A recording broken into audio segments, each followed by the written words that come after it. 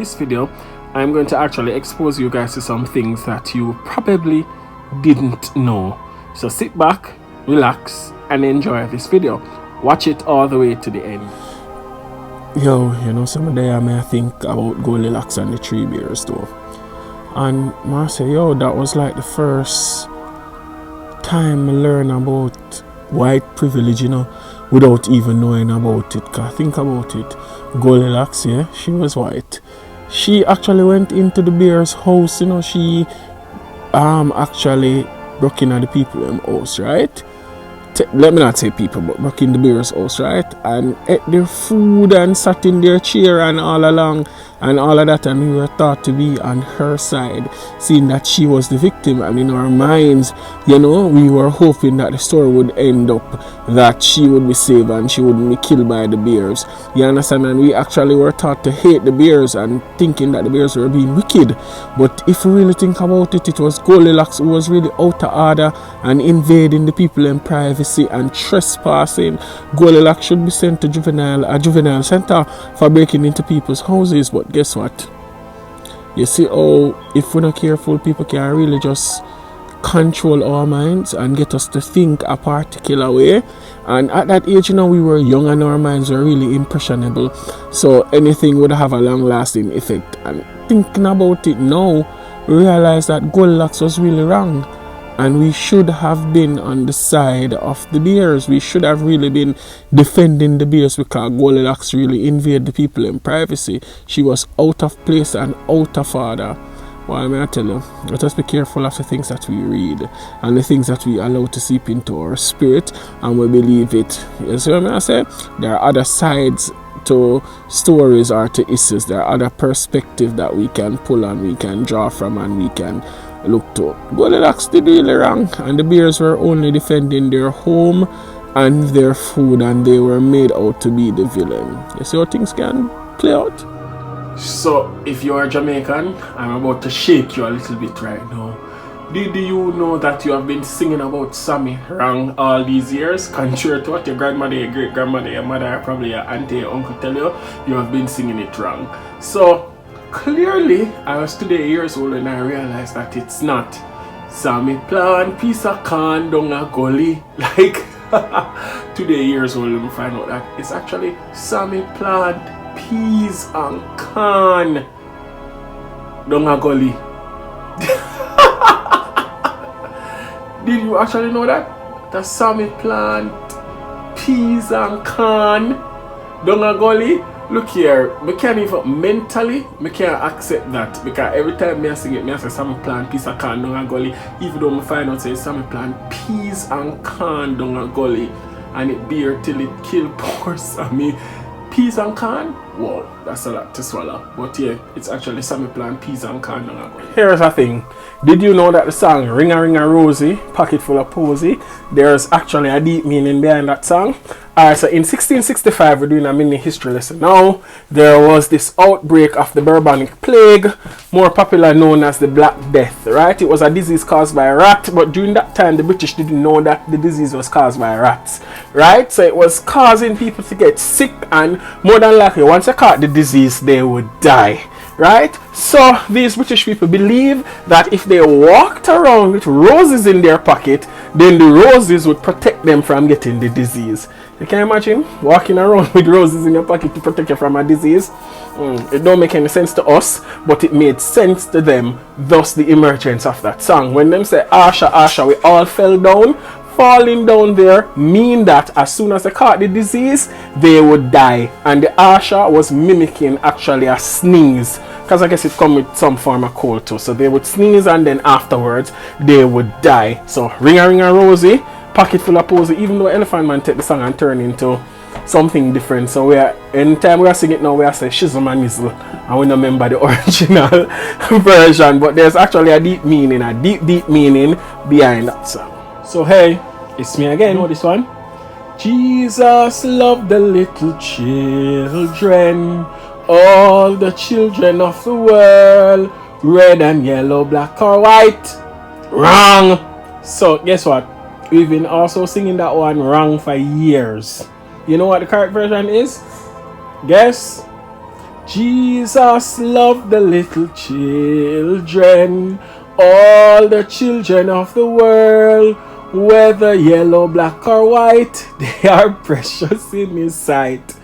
Yes, it's whether yellow, black, or white, but in Jamaica we changed it up to say red and yellow, black and white. Yeah, I was mind blown when I heard the corrected version as well. So you're learning something new again. Yes, weather. So get red and yellow out of your head. Alright, so guess what? Me again. If you are Jamaican, you definitely know this one, right? You've probably heard it several times and you've used it yourself. The one that says horse dead and cow fat. Wrong! So we've been using it incorrectly for years. Guess what it is? It's actually horse dead and crow fat. As in drunk crow. The raven that we call drunk crow in Jamaica. Yes. Think about it. When the horse dies, right? Remember, as humans, we don't consume horse meat. Well, most of us, that is. So it is the drunk crow that actually consumes the horse meat. So that is why horse dead and crow fat, not cow. Because I've always wondered, why would the cow get fat if the horse dies? But me just come up with a theory saying that maybe there will be more grass for the cow when the horse dies. But then in practicality and in correctness of using the proverb or using the statement, it's actually horse dead and crow fat, because the drunk crow are gonna eat up the horse meat whenever he dies. That is it. Sure, you know about London Bridge is falling down, right?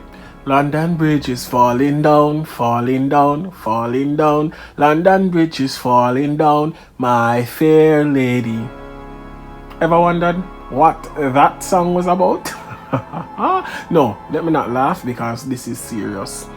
Some historians believe that the London Bridge was built by the Vikings and they brought the tune with them wherever they go, that London Bridge is falling down. Some historians also believe that after the bridge was built, in order to keep the bridge going strong and could maintain all the traffic that was going across it, there was a lot of children's sacrifice, human sacrifice that was taking place. These sacrifices were mostly of children, and they believed that the spirits of these children would actually watch over the bridge and keep it firm and strong. So a lot of historians believe that that song, that London Bridge is falling down, actually have a very dark past. So have you ever heard of Mary Mary Quite Contrary? How does our garden grow with silver bells and cockle shells and all her maids in a row? Have you ever heard of that one? Alright, that song has nothing to do with gardening or growing flowers or growing trees. That one is actually very dark. Very, very dark. That song was written about Queen Mary the First of England. I think she ruled from 1553 to actually 1558. Queen Mary the First, aka Bloody Mary. You can do your own research to find out who Bloody Mary was. She was a fierce Catholic according to history, and she killed a lot of Protestants because the church was split. Catholics on one side, Protestants on one side, and a lot of the Catholics, they hated the Protestants.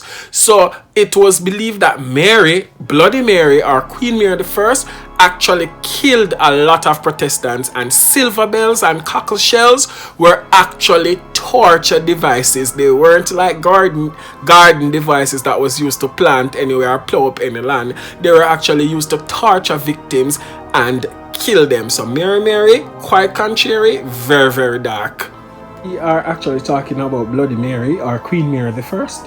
There's this other nursery rhyme called Three Blind Mice. Three blind mice, I'm not even singing it in the right tune. See how they run, where the farmer's wife cut off their tails with a carving knife, right? That also has a lot to do with Bloody Mary, and it's also dark, right? The Three Blind Mice was about three archbishops, right, who were Protestants as well, and who were found guilty of trying to plot against Queen Mary, and they were burnt alive at the stake in 1555, right? These bishops were Protestants again, as I said earlier, that there was great deep division, right, and war broke out between Catholics and Protestants. So these three bishops were found guilty of plotting to get rid of Queen Mary I, and they were burnt alive. Thus the tune Three Blind Mice. Blind referring to their religious belief, because Protestants were seen as no good and they were seen as being Judas against the Catholics. So they were referred to as being blind because of their religious beliefs.